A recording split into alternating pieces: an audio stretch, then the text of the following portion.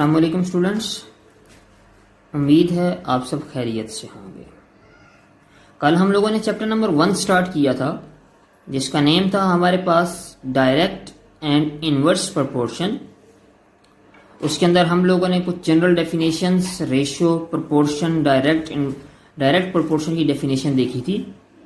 आज lecture number 2 की तरफ अब चलते हैं। हम लोग दोबारा से ज़रा डायरेक्ट प्रोपोर्शन की तरफ एक दफ़ा रिमाइंड करते हैं।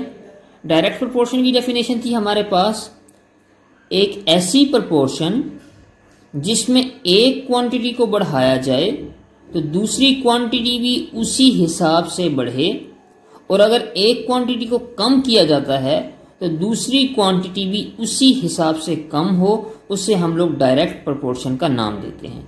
A proportion in which if one quantity is increased then other quantity is also increased, if one quantity is decreased then other quantity is also decreased, this is known as direct proportion।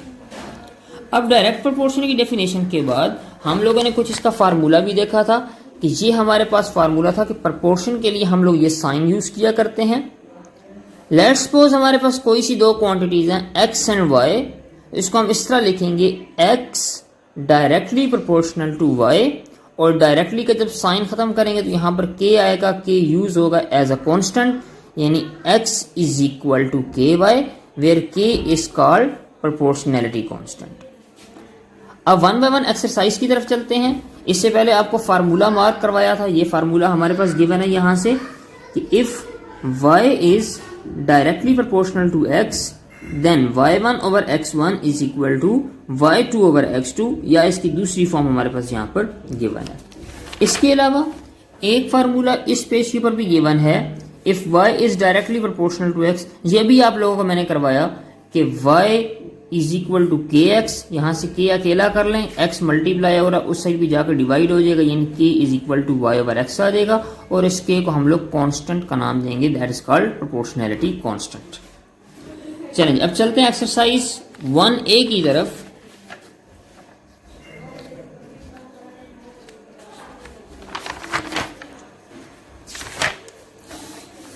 ये हमारे पास given है exercise 1A। सबसे पहले number पर question number 3 start कर रहे हैं, क्योंकि जिसका एग्जैक्टली सेम मेथड है जो भी हम लोगों ने डेफिनेशन की है। अब क्वेश्चन की स्टेटमेंट देखिए, हमारे पास गिवन है यहां से if x is directly proportional to y and x is equal to 4.5 when y is equal to 3, then find an equation connecting x and y, the value of x when y is equal to 6 and value of y when x is equal to 6। अब इस question की तरफ चलते हैं हम लोग start कर रहे हैं एक्सरसाइज 1A। अब क्वेश्चन नंबर 3 की स्टेटमेंट देखें, यहां से आकर x इज, हम लोग स्टार्ट कर रहे हैं एक्सरसाइज 1A। अब क्वेश्चन नंबर 3 की स्टेटमेंट देखें, यहां से आकर x is directly proportional to y। उसी स्टेटमेंट को देखते हुए यहां से देखें x directly proportional to y। अब यहां से देखें अकॉर्डिंग टू डेफिनेशन हमने यहां से डायरेक्टली का साइन खत्म किया, इसकी जगह हमारे पास आ गया इक्वल, यानी x is equal to ky। इसको हम लोगों ने इक्वेशन नंबर 1 का नाम देना है। अब यहां से देखें x की वैल्यू हमारे पास है 4.5 where y is equal to 3। यहां से अब देखें x की जगह पर x की वैल्यू लगाई 4.5 इज इक्वल टू k की जगह k की वैल्यू आ गई, और y की जगह हमने y की वैल्यू लगा दी 3। ये 3 यहां पर मल्टीप्लाई हो रहा है, उस साइड पर जाकर डिवाइड हो जाएगा, यानी k is equal to 4.5 divided by 3। अब यहां से देखें k इज इक्वल टू, हम जानते हैं कि जब पॉइंट खत्म किया जाता है, जैसे यहां से देखें 4.5 को 45 कर दिया और पॉइंट खत्म करेंगे तो उसकी जगह नीचे 1 लगाकर आगे जितने डिजिट्स होते हैं, जैसे यहां पर पॉइंट के बाद 1 डिजिट है तो हमने 1 डिजिट लगा दिया, मल्टीप्लाई 3, यानी ये हमारे पास आ गया 45 डिवाइडेड बाय 30। तो यहां से हमारे पास जो आंसर निकलेगा वो आ जाएगा k इज इक्वल टू 45 को जब आप 30 से डिवाइड करेंगे तो इसका आंसर निकलेगा हमारे पास 1.5। ये हमारे पास k का आंसर आ गया। अच्छा, अब नेक्स्ट आगे देखें। आगे इसी क्वेश्चन की फर्स्ट स्टेटमेंट की तरफ आते हैं।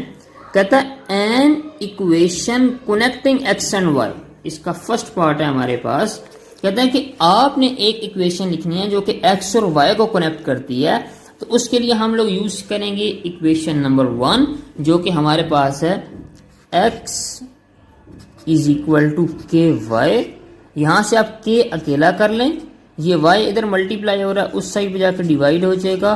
That is our answer. ये हमारे पास पहले पार्ट का आंसर निकल आएगा। हमने एक इक्वेशन बनानी थी, ये इक्वेशन आ गई हमारे पास जो कि इसको फॉलो कर रही है। नेक्स्ट आगे इसके बी पार्ट की तरफ चलते हैं।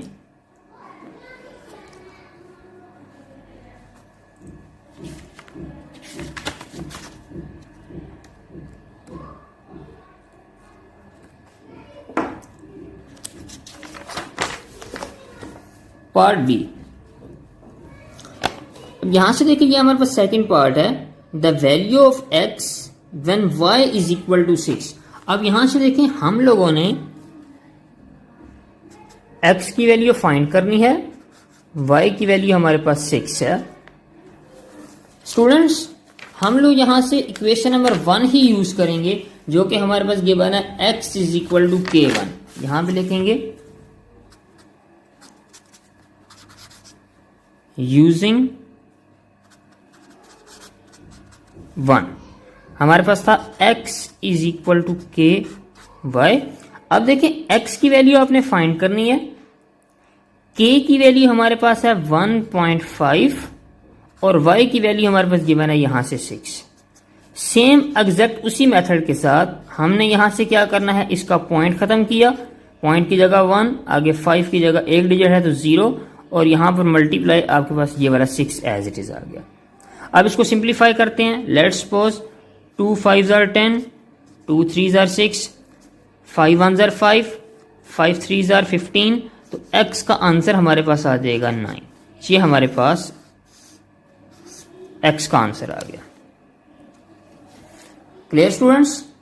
नेक्स्ट आगे हमारे पास इसका थर्ड पार्ट है, क्वेश्चन नंबर 3 का थर्ड पार्ट कहता है value of y when x is equal to 12।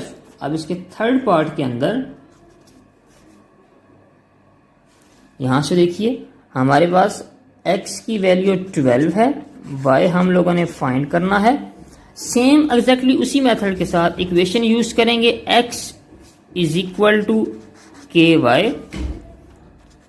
x की वैल्यू हमारे पास है 12, k की वैल्यू हमारे पास है 1.5, y हम लोगों ने फाइंड करना है। अब जिसको फाइंड करना उसको हम सेपरेट करेंगे, यानी y यहां पर अकेला कर लिया। ये 1.5 इस y के साथ मल्टीप्लाई हो रहा है, वो उस साइड भी जाकर डिवाइड हो जाएगा, यानी 12 डिवाइडेड बाय यहां पर इसके साथ मल्टीप्लाई हो रहा है, उस साइड भी जाकर डिवाइड होगा, यानी यहां पर आ जाएगा 12 डिवाइडेड बाय 1. इसको जब सिंप्लीफाई किया हम लोगों ने तो y का आंसर हमारे पास आ गया यहां से 8, और ये हमारे पास y का आंसर निकल आया y इज इक्वल टू 8। ये हमारे पास फर्स्ट पार्ट का आंसर आ गया। तो स्टूडेंट्स ये था हमारे पास क्वेश्चन नंबर 3 जिसके 3 पार्ट्स थे, हम लोगों ने ये सॉल्व किए हैं। अब एग्जैक्टली इसी पैटर्न के साथ क्वेश्चन नंबर 4, ये क्वेश्चन नंबर 4 हमारे पास गिवन है, कहता है if Q is directly proportional to P and Q is equal to 28 when P is equal to 4। ये कंप्लीट क्वेश्चन आप लोगों का होमवर्क है जो आप लोगों ने एग्जैक्टली उसी पैटर्न के साथ करना है। जस्ट डिफरेंस इस चीज का है कि जहां पर x और y था वहां पर अब P और Q आ गया। इसके बाद सेम एग्जैक्टली इसी पैटर्न के साथ क्वेश्चन नंबर 7 है हमारे पास, z is directly proportional to x। Means कि जिस तरह हम लोगों ने यहाँ पर x directly proportional to y किया था, यहाँ पर z डायरेक्टली प्रोपोर्शनल टू हमारे पास क्या आ जाएगा, x आ जाएगा। एग्जैक्टली क्वेश्चन इसी पैटर्न के साथ आप खुद सॉल्व कर लेंगे। इसके बाद क्वेश्चन नंबर 8 आपकी असाइनमेंट है, if b is directly proportional to a। ये एग्जैक्ट क्वेश्चंस हैं, सेम क्वेश्चंस हैं। b is directly proportional to a, b की वैल्यू 3 है, वेयर a की वैल्यू 18 है, और इसी तरीके से आपने b की वैल्यू फाइंड करनी है जब a 24 है। इसी पैटर्न के साथ ये वाला क्वेश्चंस भी खुद सॉल्व करना है आप लोगों ने। अब आगे चलते हैं, सेम एग्जैक्टली इसी पैटर्न के साथ हमारे पास अब क्वेश्चन नंबर यहां से 5 आता है। क्वेश्चन नंबर 5, क्वेश्चन नंबर 5 देखें स्टूडेंट, हमारे पास यहां पर गिवन है, कहता है फाइंड द कॉस्ट ऑफ, आपने कॉस्ट फाइंड करनी है 10 किलोग्राम ऑफ टी लीव्स। कहता है कि आपने 10 किलोग्राम टी लीव्स की वैल्यू फाइंड करनी है। 3 किलोग्राम टी लीव्स की कॉस्ट हमारे पास 18 है। क्वेश्चन नंबर 5, यहां से देखें हमारे पास है 3 kg टी लीव्स कॉस्ट, वो हमारे पास है 18। स्टूडेंट्स इसको एक जरा एग्जांपल के साथ देखते हैं। लेट्स सपोज आप किसी शॉप पर जाते हैं और जाकर कहते हैं कि 10 पेंसिल्स कितने की हैं, वो आपको कहता है 50 रुपीज की। लेट्स सपोज 10 पेंसिल्स हमारे पास 50 रुपीज की हैं। आपको ये कहा जाए कि आपने एक पेंसिल की वैल्यू फाइंड करनी है, तो हम क्या करते हैं कि 50 को हम लोग 10 से डिवाइड करते हैं, तो हमारे पास एक पेंसिल की वैल्यू निकल आती है। एग्जैक्टली उसी पैटर्न के साथ हमारे पास यहां पर 3 kg की प्राइस गिवन है कि उसकी प्राइस है हमारे पास 18 रुपीज। अब यहां से 1 किलोग्राम टी लीव्स की वैल्यू फाइंड करेंगे। यहां पर लिखेंगे 1 किलोग्राम टी लीव्स कॉस्ट, तो 18 डिवाइडेड बाय 3 करेंगे तो इसका आंसर आ जाएगा 6। यानी ये हमारे पास 1 किलोग्राम टी लीव्स की प्राइस आ गई। 1 किलोग्राम टी लीव्स। अब जब हमारे पास 1 kg की प्राइस आ गई तो हम इजीली अब जितने मर्जी केजीज आ जाए उनकी प्राइस फाइंड कर लेंगे। लेट्स सपोज अब हमने 10 kg की प्राइस फाइंड करनी है, तो 10 kg टी लीव्स कॉस्ट हमारे पास 6 × 10 करेंगे, इसका आंसर आ जाएगा हमारे पास 60। सेम एग्जैक्टली अब इसके बी पार्ट की तरफ चलते हैं। अब बी पार्ट में देखिए कहता है कि 1 kilogram of sugar when b kilogram of sugar cost c. तो यहां से देखिए बी किलोग्राम की उसने प्राइस बताई है। B kilogram sugar cost, b kilogram sugar cost वो उसने आपको बताई है सी। एग्जैक्टली इसको आप कोई प्राइस समझ लें कि ये 5 kg है जिसकी प्राइस उसने ये बताई है। आप 1 kg की प्राइस फाइंड करेंगे, यानी यहां पे लिखेंगे 1 kg शुगर कॉस्ट।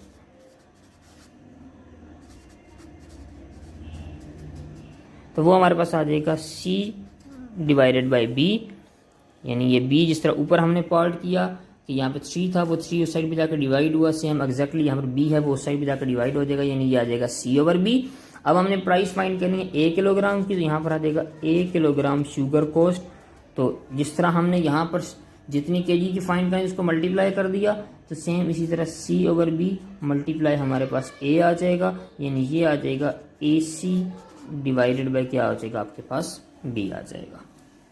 ये हमारे पास क्वेश्चन से इसी के साथ एग्जैक्टली इसी पैटर्न के साथ आप लोगों ने क्वेश्चन नंबर 6 करना है, जो कि हमारे पास है कि 5/9 of a piece of metal has a mass 7 kilogram. हमारे पास इस हिस्से का वेट है 7 kg। आपने इस हिस्से का फाइंड करना है। एग्जैक्टली उसी पैटर्न के साथ यहाँ से अब 1 पीस का फाइंड करेंगे, यानी ये साइड भी जाकर डिवाइड होगा, उसका जो आंसर निकलेगा एग्जैक्टली उसी पैटर्न के साथ जितने का फाइंड करना उसको मल्टीप्लाई कर देंगे तो हमारे पास इसका आंसर आ जाएगा।